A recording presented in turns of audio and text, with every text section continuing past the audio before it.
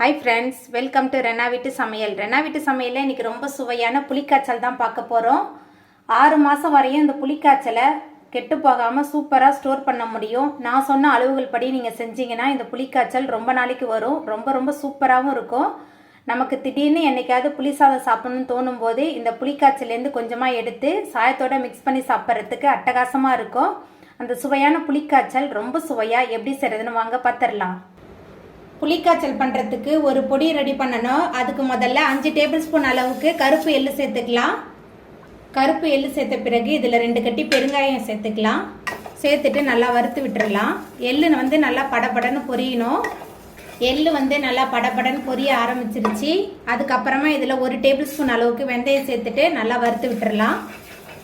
வெந்தயம், கருப்பு எள்ளு, பெருங்காயம் எல்லாமே சேர்ந்து நல்லா சூடுபட நல்லா வறுத்தாச்சு. இப்போ அடுப்பு ஆஃப் பண்ணிவிட்டு இந்த கலவையை நல்லா ஆற வச்சிடலாம். ஆறுனதுக்கப்புறம் மிக்ஸி இல்லைன்னா ஒரு இடிகல்ல வச்சு நல்லா இடிச்சிடலாம்.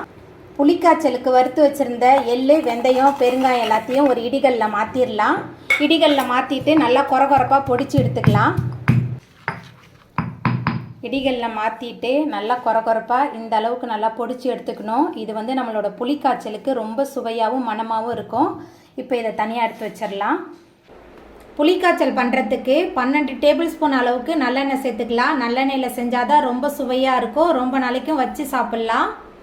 நல்லெண்ணெய் நல்லா சூடாகி வரட்டும். எண்ணெய் சூடான பிறகு இதில் 3 டேபிள் ஸ்பூன் அளவுக்கு கடுகு சேர்த்துக்கலாம். உளுத்தம்பருப்பு 2 டேபிள் ஸ்பூன், 8 டேபிள் ஸ்பூன் அளவுக்கு கடலைப்பருப்பு, 12 டேபிள் ஸ்பூன் அளவுக்கு வேர்க்கடலை எடுத்திருக்கேன். எல்லாத்தையும் சேர்த்துட்டு அடுப்பை மிதமான தணலில் வச்சு நல்லா பொரிய விடலாம்.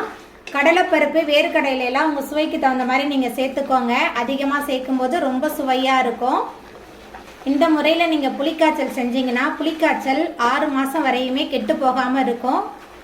கடலைப்பருப்பு, உளுத்தம்பருப்பு, வேர்க்கடலை எல்லாமே நல்லா பொரிஞ்சு வந்ததுக்கு அப்புறமா இதில் 15 காய்ந்த மிளகாய் கிள்ளி வச்சுருக்கேன். காய்ந்த மிளகாய் சேர்த்துக்கலாம். இது கூடவே கொஞ்சமாக கருவேப்பிலை எல்லாத்தையும் சேர்த்துட்டு மறுபடியும் நல்லா கலந்து விட்டுடலாம்.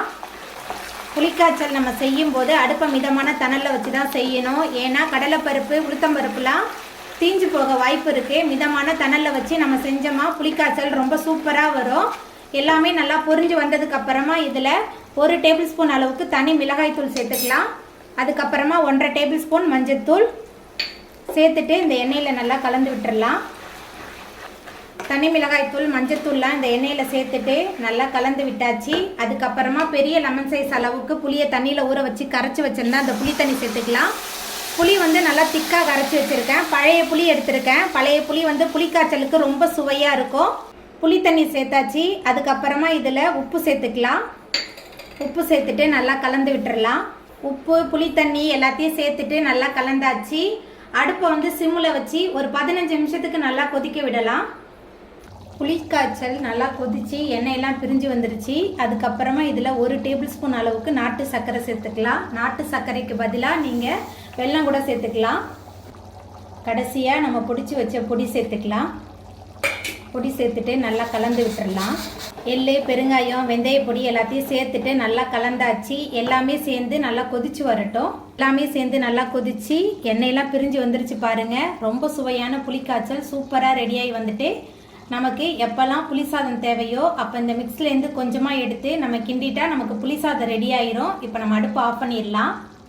அவ்வளோதாங்க, ரொம்ப சுவையான புளிக்காய்ச்சல் சூப்பராக ரெடி ஆகிட்டு. இந்த சுவையான புளிக்காய்ச்சலை நீங்களும் உங்கள் வீட்டில் செஞ்சு பாருங்கள். இந்த வீடியோ உங்களுக்கு பிடிச்சிருந்தா லைக் பண்ணுங்கள், ஷேர் பண்ணுங்கள், கமெண்ட் பண்ணுங்கள், சப்ஸ்கிரைப் பண்ணுங்கள். அப்படியே பக்கத்தில் உள்ள பெல் பட்டனையும் கிளிக் பண்ணிடுங்க. நன்றி.